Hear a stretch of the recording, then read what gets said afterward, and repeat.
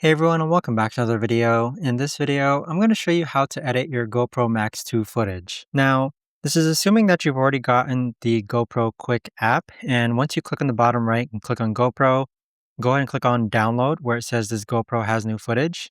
And so once you go ahead and click on the footage or download it, you can click on media, and this is where you can edit your footage. So if you click on this clip here, for example, you can click on edit on the bottom left hand corner.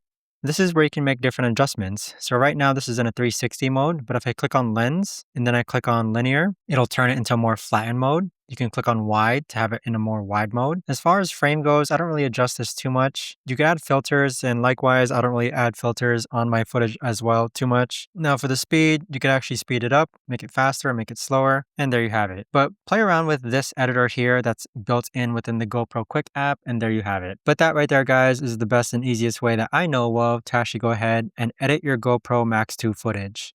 If you guys know of a better or easier way to actually do this, let me know in the comments down below. I would love to know. Thanks so much for watching everyone, and I'll see you guys all in the next video.